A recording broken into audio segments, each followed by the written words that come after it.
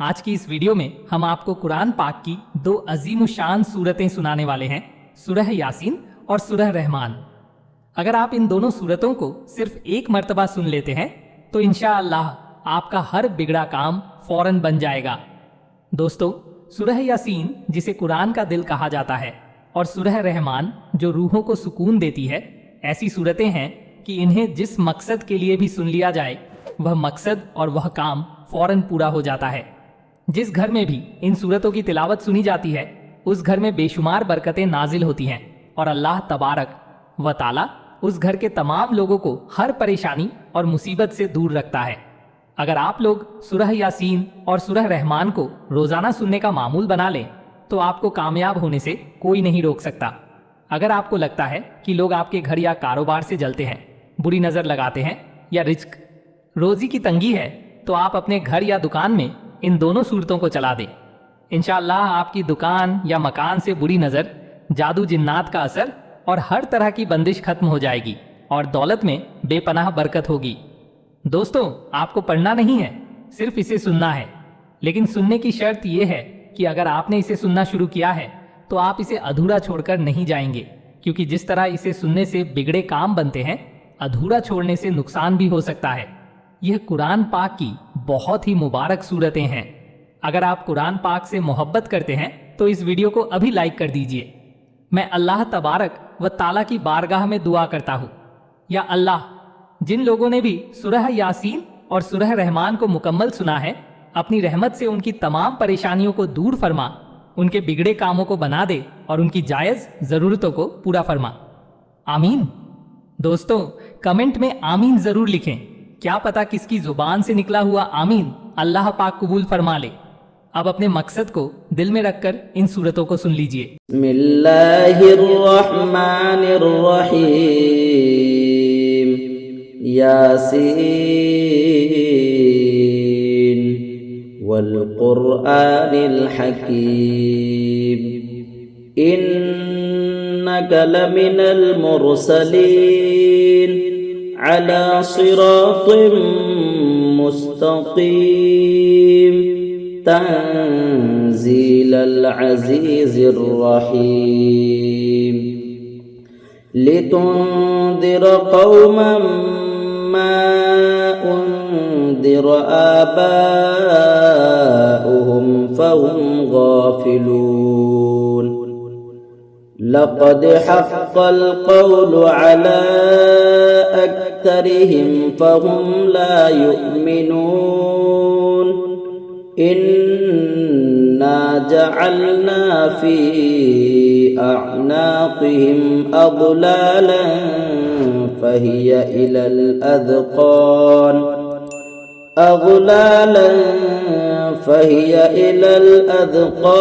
फहुम मुक़महून। वजअलना मिन बैन अयदीहिम सद्दन वमिन खल्फिहिम सद्दन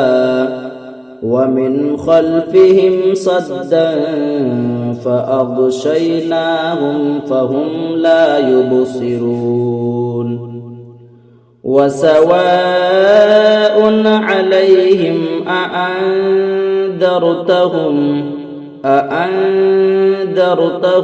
अम लम तुंदिरहुम ला युमिनून। इन्नमा तुंदिरु मन इत्तबअ-अज़्ज़िक्र व खशियर रहमान बिल गैब फबश्शिरहु बिमग़फ़िरतिन व अज्रिन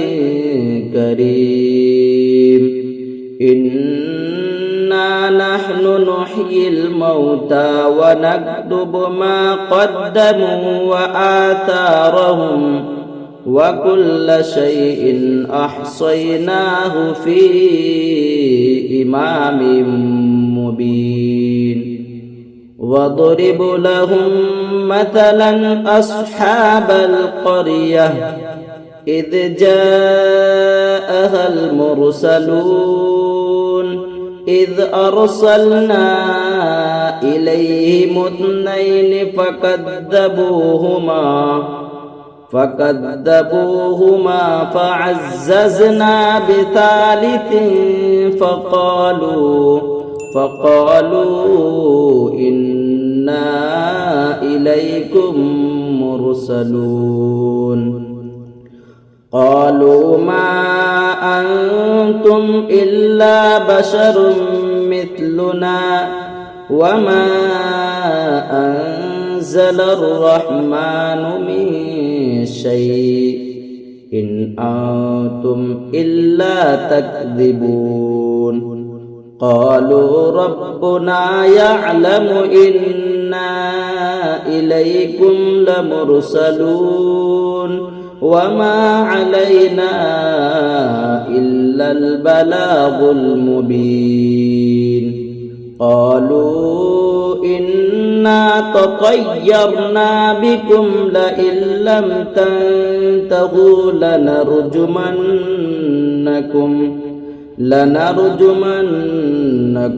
وليمسنكم منا عذاب أليم قالوا طائركم معكم أئن ذكرتم بل أنتم قوم مسرفون وجاء من أقصى المدينة رجل يسعى قال يا قوم اتبعوا المرسلين اتبعوا من لا يسألكم أجرا وهم مهتدون وما لي لا أعبد الذي فطرني وإليه ترجعون أأتخذ من دونه آلهة إن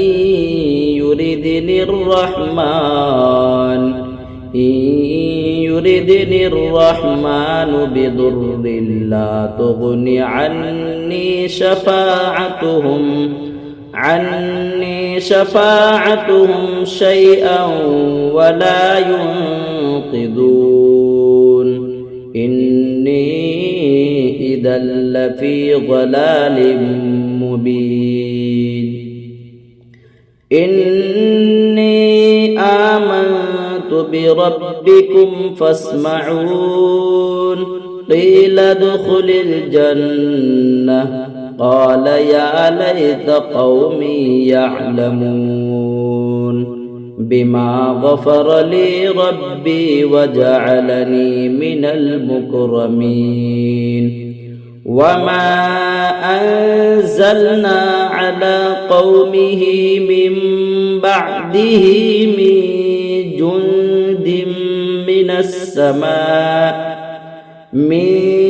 جند من السماء وما كنا منزلين إن كانت إلا صيحة واحدة فإذا هم خامدون يا حسرة على العباد ما يأتيهم من رسول إلا كانوا به يستهزئون ألم يروا كم أهلكنا قبلهم من القرون أنهم إليهم لا يرجعون وإن كل لما جميع لدينا محضرون وآية لهم الأرض الميتة أحييناها وأخرجنا منها حبا فمنه يأكلون وجعلنا فيها جنات من نخيل وأعناب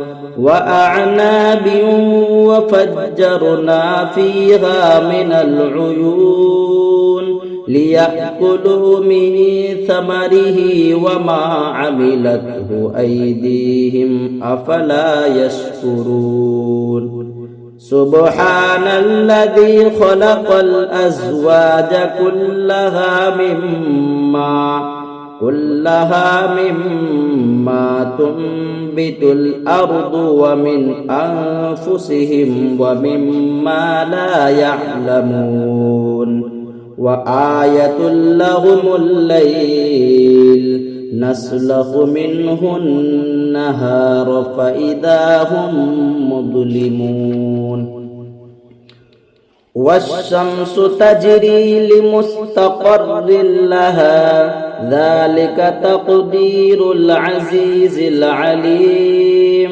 والقمر قدرناه منازل حتى عاد كالعرجون القديم لا الشمس ينبغي لها أن تدرك القمر ولا الليل سابق النهار وكل في فلك يسبحون وآية لهم أنا حملنا ذريتهم في الفلك المشحون وخلقنا لهم من مثله ما يركبون وإن نشأ نغرقهم فلا صريخ لهم ولا هم ينقذون إلا رحمة منا ومتاعا إلى حين وإذا قيل لهم اتقوا ما بين أيديكم وما خلفكم لعلكم ترحمون وما تأتيهم من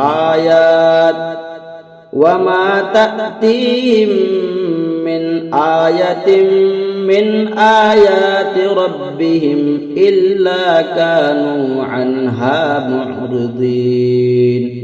وإذا قيل لهم أنفقوا مما رزقكم الله قال الذين كفروا للذين آمنوا أنطعم من لو يشاء الله أطعمه إن أنتم إلا في ضلال مبين ويقولون متى هذا الوعد إن كنتم صادقين ما ينظرون إلا صيحة واحدة تأخذهم وهم يخصمون فلا يستطيعون توصية ولا إلى أهلهم يرجعون ونفخ في الصور فإذا هم من الأجداث إلى ربهم ينسلون قالوا يا ويلنا من بعثنا من مرقدنا هذا ما وعد الرحمن وصدق المرسلون إن كانت إلا صيحة واحدة فإذا هم جميع لدينا محضرون فاليوم لا تظلم نفس شيئا ولا تجزون إلا ما كنتم تعملون إن أصحاب الجنة اليوم في شغل فاكهون هم وأزواجهم في ظلال على الأرائك متكئون لهم فيها فاكهة ولهم ما يدعون سلام قولا من رب رحيم وامتازوا اليوم أيها المجرمون ألم أعهد إليكم يا بني آدم ألا تعبدوا الشيطان إنه لكم عدو مبين وأن اعبدوني هذا صراط مستقيم ولقد أضل منكم جبلا كثيرا أفلم تكونوا تعقلون هذه جهنم التي كنتم توعدون اصلوها اليوم بما كنتم تكفرون اليوم نختم على أفواههم وتكلمنا أيديهم وتشهد أرجلهم بما كانوا يكسبون ولو نشاء لطمسنا على أعينهم فاستبقوا الصراط فأنى يبصرون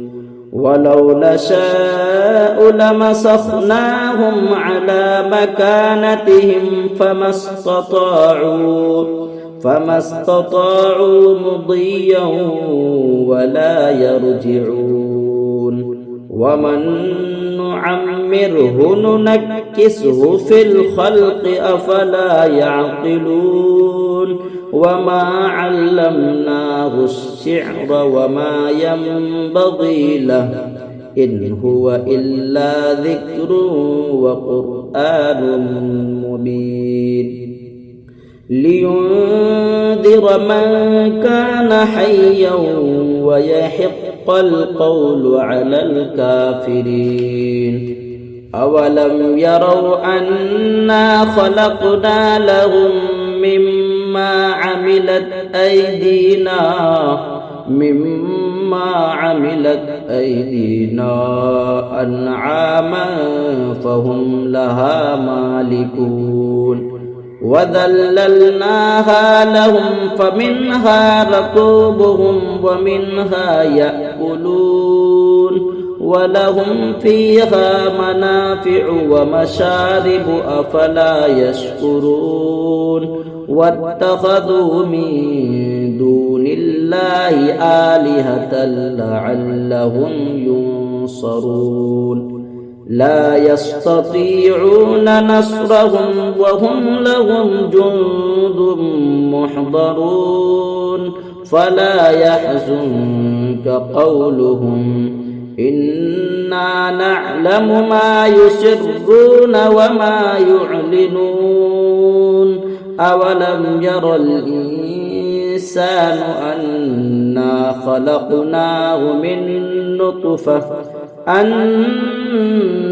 خلقناه من نطفة فإذا هو خصيم مبين وضرب لنا مثلا ونسي خلقه قال من يحيي العظام وهي رميم قل يحييها الذي أنشأها أول مرة وهو بكل خلق عليم الذي جعل لكم من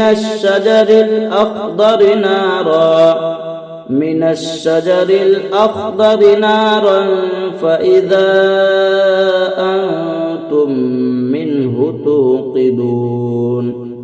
أوليس الذي خلق السماوات والأرض بقادر على أن يخلق مثلهم بلى وهو الخلاق العليم إنما أمره إذا